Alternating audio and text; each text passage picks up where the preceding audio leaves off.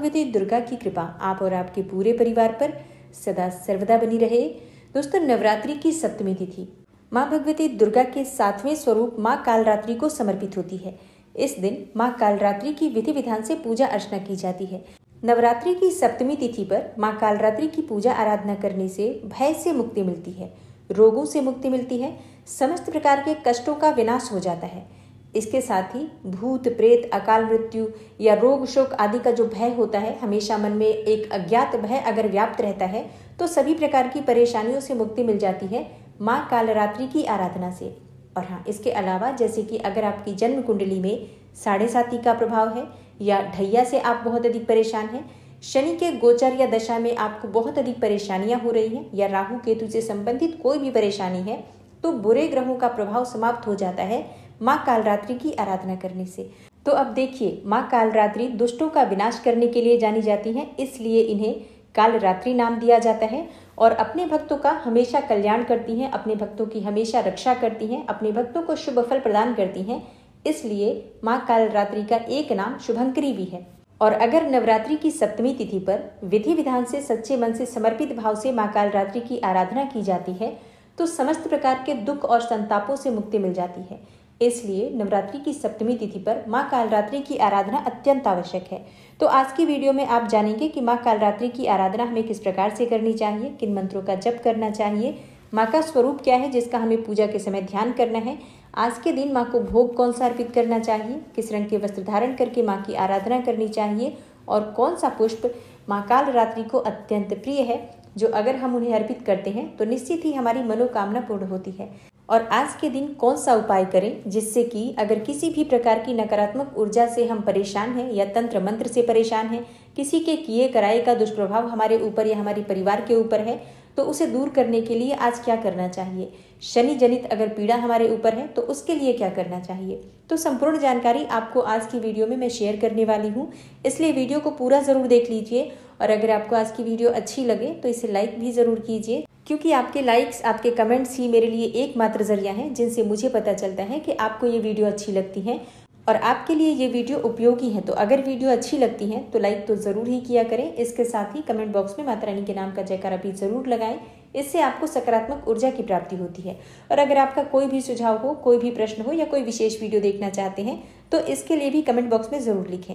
Channel पर पहली बार आए हैं, अगर अभी तक आपने चैनल को सब्सक्राइब नहीं किया है तो आज की वीडियो अगर आपको अच्छी लगे तो चैनल को सब्सक्राइब जरूर कर लीजिए और बेल बटन को भी प्रेस कर लीजिए। तो इससे ये होगा कि इस चैनल पर जो नई वीडियो अपलोड होंगी उनकी नोटिफिकेशन आपको सही समय पर प्राप्त होगी। तो बात करेंगे पूजा विधि के बारे में, लेकिन उससे पहले जानते हैं कि सप्तमी तिथि कब प्रारंभ हो रही है और कब समाप्त हो रही है और आज के दिन के शुभ मुहूर्त क्या है। देखिए, सप्तमी तिथि प्रारंभ होगी 27 मार्च को शाम 5:27 पर और सप्तमी तिथि समाप्त हो रही है 28 मार्च की रात्रि में 7:02 पर। और बात करें आज के शुभ मुहूर्त के बारे में तो देखिए, द्विपुष्कर योग जो कि सुबह 6:16 से प्रारंभ हो जाएगा और शाम को 5:32 तक रहेगा।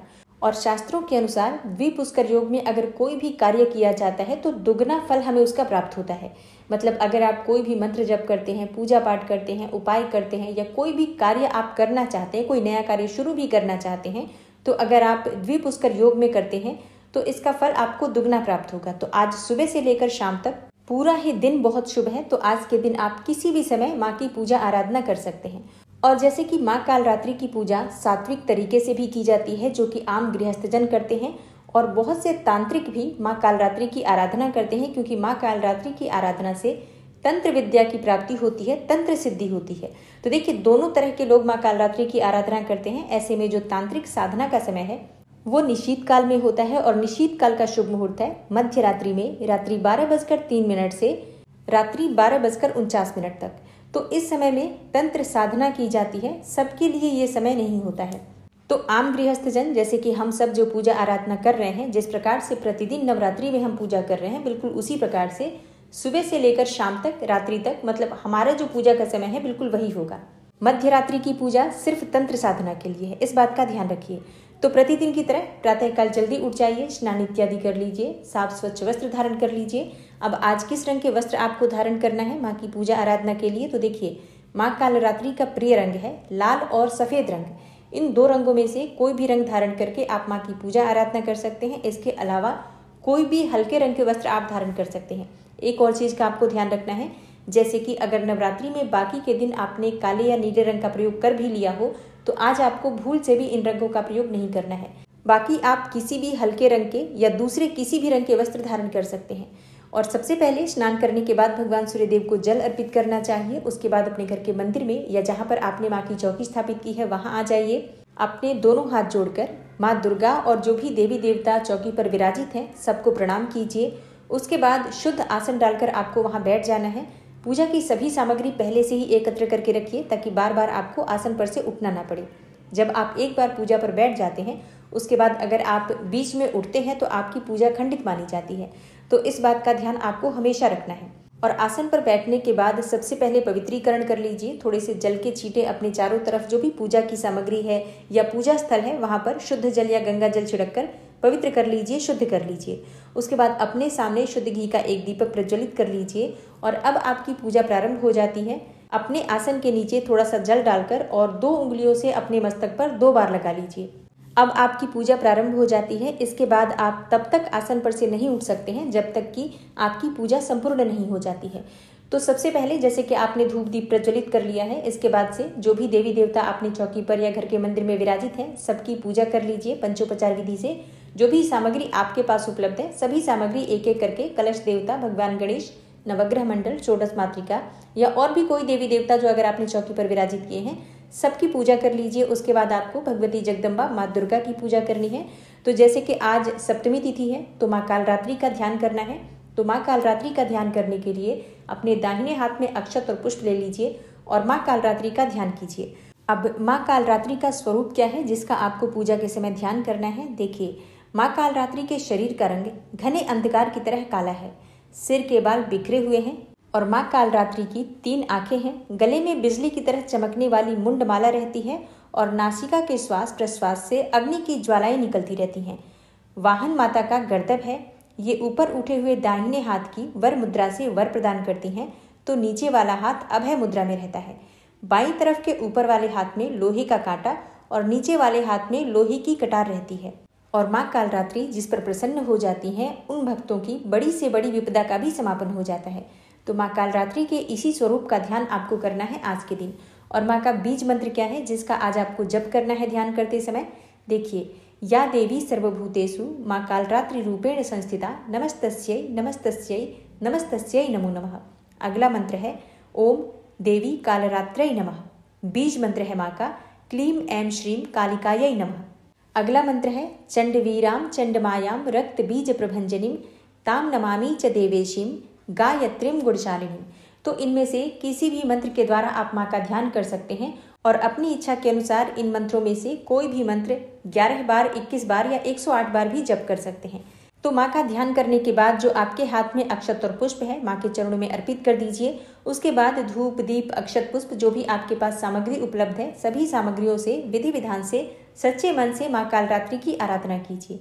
माँ कालरात्रि का प्रिय पुष्प है गुड़हल और गुलाब का पुष्प।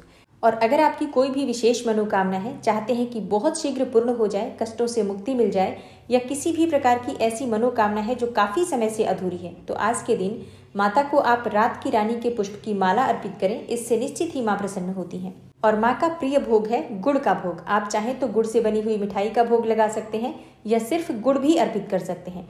और इसके अलावा सफ़ेद मिठाई या फिर आप चाहें तो खीर का भोग भी माँ को लगा सकते हैं। और प्रतिदिन की पूजा में कोई न कोई फल अवश्य अर्पित करना चाहिए जो भी आपके पास उपलब्ध हो। और हाँ, बात करें आज के उपाय के बारे में तो देखिए, जैसा कि मैंने आपको वीडियो के शुरू में ही बताया, माँ कालरात्रि की पूजा से सभी प्रकार की नकारात्मक शक्तियों का नाश होता है, मन से भय समाप्त होता है। चाहे अकाल मृत्यु का भय हो या फिर दुर्घटना का भय हो या कई बार आकस्मिक दुर्घटना का संयोग ग्रहों के अनुसार भी बना होता है या परिवार में कई बार किसी के किए कराए का तंत्र मंत्र का प्रभाव भी बना रहता है। तो आज के दिन आपको क्या करना है, जब आप माँ की पूजा करते हैं तो कुछ अधिक मात्रा में गुड़ अर्पित कीजिए। कुछ अधिक मात्रा से मेरा मतलब है कि आप चाहे तो 1 किलो, 1.25 किलो तक गुड़ अर्पित कर सकते हैं, आधा किलो भी अर्पित कर सकते हैं, मतलब 500 ग्राम, या चाहे तो 1.25 किलो तक अर्पित कर दीजिए। अब माँ की पूजा करते समय आप माँ को भोग में ये गुड़ अर्पित कर दीजिए। सारा गुड़ आपको माँ को अर्पित कर देना है। इसके बाद जब आपकी पूजा पूर्ण हो जाती है, आरती हो जाती है, तो इसमें से आधा गुड़ आप किसी ब्राह्मण को दान कर सकते हैं, या ब्राह्मण ना मिले आपको तो किसी मंदिर में, घर के आसपास कोई भी मंदिर हो वहां पर ले जाकर आप दान करके आ सकते हैं। कोई पुजारी हो तो उसे दे दीजिए, नहीं तो वैसे ही मंदिर में रख कर आ जाइए, माँ कालरात्रि से प्रार्थना करके आ जाइए। और जो बाकी बचा हुआ गुड़ है उसे प्रसाद स्वरूप परिवार के सभी सदस्य ग्रहण कर सकते हैं। इस छोटे से उपाय से आपके जीवन की सभी परेशानियां दूर हो सकती हैं, तो ये उपाय जरूर कर लीजिए। अब जैसे कि कई लोगों के प्रश्न होंगे कि हमारे घर के आसपास ना कोई मंदिर है ना कोई ब्राह्मण है, तब क्या करें? देखिए, ऐसे में आप किसी जरूरतमंद को ये गुड़ दान कर दीजिए। मतलब किसी भी गरीब व्यक्ति को जो कि उस गुड़ का प्रयोग कर सके, ऐसे व्यक्ति को ही दान कीजिएगा।